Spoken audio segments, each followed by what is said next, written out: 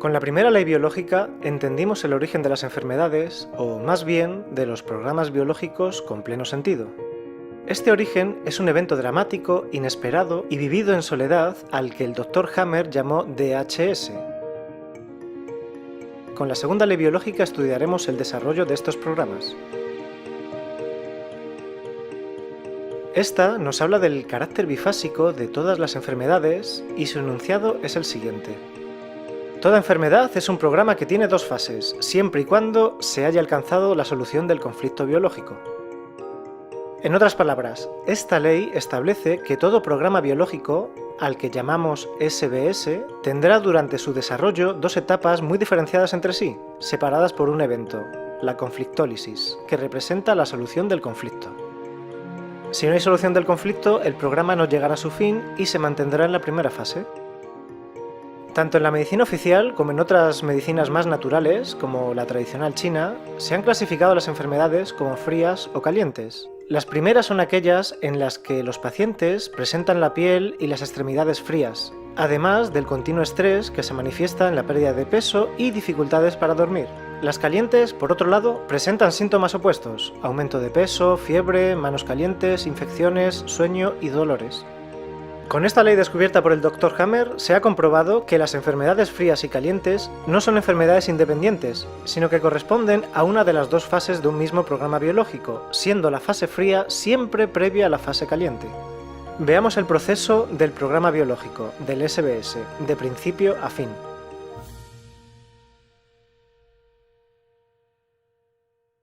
Como ya sabemos por la primera ley, el DHS hace que el cerebro genere un foco de Hammer en una zona específica, determinada por el contenido del conflicto.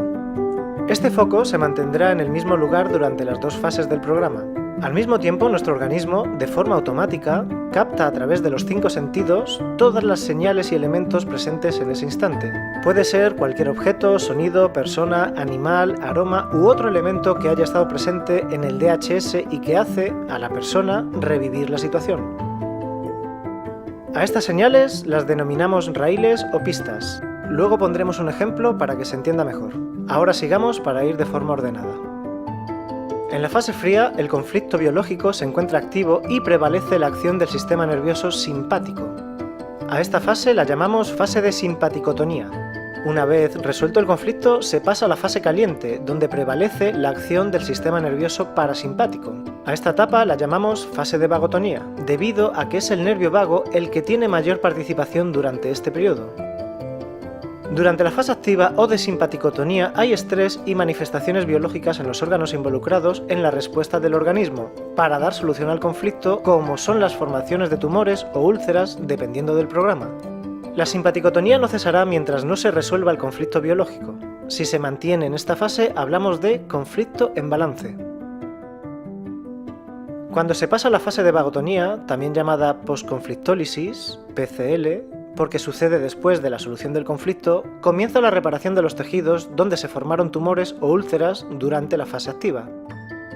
La fase PCL, a su vez, se divide en dos subfases, PCLA y PCLB. En la primera, la posconflictólisis A, se genera un edema tanto a nivel cerebral en el foco de Hammer como en el órgano involucrado. En una segunda subfase, PCLB, se genera la expulsión del agua acumulada y la eliminación del tumor o regeneración del tejido según corresponda. Entre ambas subfases, PCLA y PCLB, existe un evento llamado crisis epileptoide o epicrisis, donde nuevamente se activa el sistema nervioso simpático y tiene como objetivo generar la constricción de los vasos para la eliminación del edema formado durante la PCLA. Es decir, durante la PCLA se forma un edema que es eliminado en la PCLB. La mayoría de los síntomas que asociamos con enfermedad, tales como cansancio, vasodilatación, dolor, fiebre, infecciones, inflamaciones y edemas, están presentes en esta segunda fase del programa biológico. Solemos considerar estos síntomas como algo negativo, sin embargo, bajo la mirada de la Germanische Heilkunde, es justamente la fase final antes de volver a la tranquilidad de la normotonía. Es importante mencionar que la duración e intensidad de esta segunda etapa será proporcional a la primera, es decir, al tiempo e intensidad de la fase de conflicto activo. Pondremos como ejemplo un caso real.